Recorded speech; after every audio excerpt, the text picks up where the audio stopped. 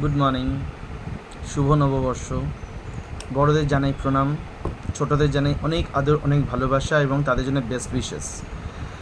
এই শুভ নববর্ষে আমি একটাই কথা সবাইকে বলবো, সবাই খুব ভালো থেকো, সুস্থ থেকো। কারণ আজকাল সুস্থতাটাই হচ্ছে মেন জিনিস। এই মানুষ ভালো আছে, এই মানুষ খারাপ, আর এই মানুষ পৃথিবী ছেড়ে চলে যাচ্ছে। হ্যাঁ, যেতে তো সবাইকে একদিন না একদিন হবে, ডেফিনেটলি। কেউ তো আর অমর নয়। কিন্তু তবুও তার মধ্যে যদি একটু ভালো থাকা যায়, একটু নিজেকে সুস্থ রাখা যায়, খুবই ভালো লাগবে। সবার সাথে মিলিয়ে গুছিয়ে থাকার চেষ্টা করাটাই উচিত। এর পেছনে বাঁশ তার পেছনে কাঠি সেই সব না করে সবাই মিলে একসাথে হাতে হাত মিলিয়ে কাঁধে কাঁধ মিলিয়ে চলাটাই উচিত আমার মনে হয়। হ্যাঁ, লাইফে তো সবাইকার আপস অ্যান্ড ডাউনস আসে, এটা আর কী বড় কথা। আজকে আমার আসছে, কালকে তোমার আসছে, তার মানে এই নয় যার লাইফে আপস অ্যান্ড ডাউনস আসছে মানে আচ্ছা ও বিপদে পড়লে চলো খুব মজা লে লিয়া, সেই জিনিসটা না করে চলো না দেখা যাক একটু তাকে হেল্প করে, তাকে কিভাবে একটু কমফর্ট দেওয়া যায়। প্রচুর টেনশনে মানুষ থাকে, মানুষ মানে প্রতিটা মানুষের মধ্যেই চিন্তা ভাবনা টেনশন প্রতিটি থাকে। তো আমরা যদি এই নববর্ষ থেকে যদি চেষ্টা করি মানুষের পাশে থেকেই তাদের হেল্প মানে এইটা নয় যে কিছু টাকা তাকে ডোনেট করে দিলাম, কিছু টাকা দিয়ে দিলাম, আমার প্রচুর টাকা থেকে আমি টাকা দিলাম। টাকা দেওয়াটা নয়, পাশে থেকে তাকে মেন্টাল সাপোর্ট দেওয়া। সবসময় টাকা দিয়ে সব কিছু হয় না, সেইখানে যদি একটু মেন্টাল সাপোর্ট দেওয়া যায়, হয়তো যদি সময় থাকে তার পাশে গিয়ে একটু দাঁড়ালাম মানে কি এক কাপ চা খেয়ে তার পিএনপিসি করে চলে আসবে না, সেই দাঁড়ানোটা নয়, তাকে সাহায্যের হাত বাড়িয়ে দেওয়াটা। চলুন না একটু আমরা এটাই যদি একটু করি, আজকে একটা মানুষ থেকে একজন থেকে দুজন থেকে তিনজন, দেখি না যদি কাউকে একটু ছোট্ট ছোট্ট ব্যাপারে হেল্প করা যায়।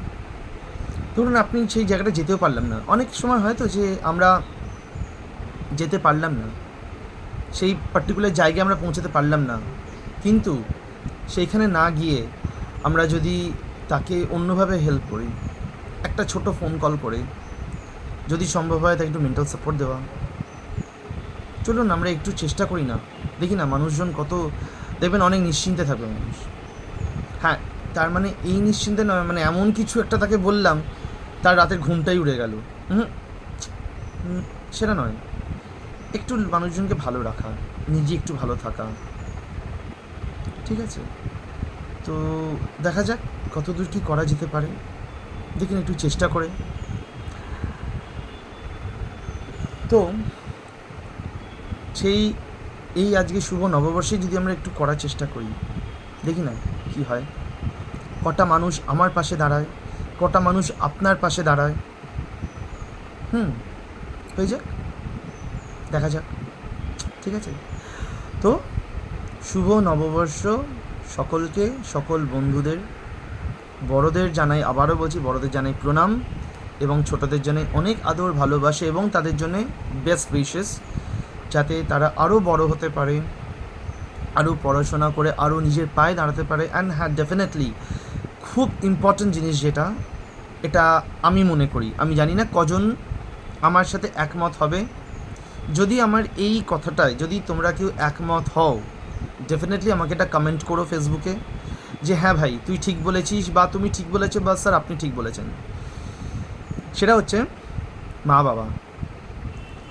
কারণ আজকে মা বাবা আমাদের সেই জায়গায় মানুষ করেছেন, সেই জায়গায় দাঁড় করিয়েছেন বলেই আজকে কিন্তু আমরা একটা জায়গায় দাঁড়িয়ে আছি, 5টা মানুষ চেনে জানে।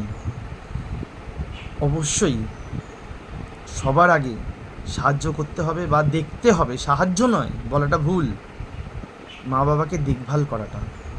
তাদেরও তো বয়স হয়েছে, তারাও তো আমাদের ছোট ছেলেমেয়ের মতনই হয়ে গেছে এখন, তাই না?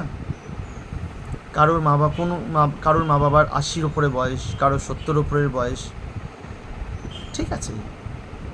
নিজের ফ্যামিলি মেম্বার্স মানে ওরাই তো, নিজের ফ্যামিলি মানে বিয়ে করে ছেলে মেয়ে বউ বাচ্চা, তারা তো আছেই। আর মা বাবা, তাদের কি সরিয়ে দেওয়া যায়, ফেলে দেওয়া যায়? এবার কার কি মনে আছে ভাই আমি সেটা জানি না, আমার যেটা সবসময় মনে হয় সেটাই আমি করি, সেটা হচ্ছে আমার মা বাবাকে দেখা। আমার ফার্স্ট প্রায়োরিটি আমার মা বাবা, তারপর তো আমার বাকি সবাই আছে। কিন্তু মা বাবার সাথে আরও যদি কেউ থাকে তাদেরও দেখুন, অ্যান্ড ডেফিনেটলি আগে মা বাবা। ঠিক আছে, যাই হোক, আর লেন্দি করবো না ভিডিওটা। যদি ভালো লেগে থাকে ডেফিনেটলি লাইক, শেয়ার, কমেন্ট করো। আর হ্যাঁ, লাস্টের এই কথাগুলো যদি কারোর মনে হয় যে হ্যাঁ আমি কথাটা ঠিক বলেছি, ডেফিনেটলি এটা একটা কমেন্ট করে আমাকে জানিও। ঠিক আছে, সবাইকে নববর্ষ শুভ হোক, ভালো হোক, টাটা।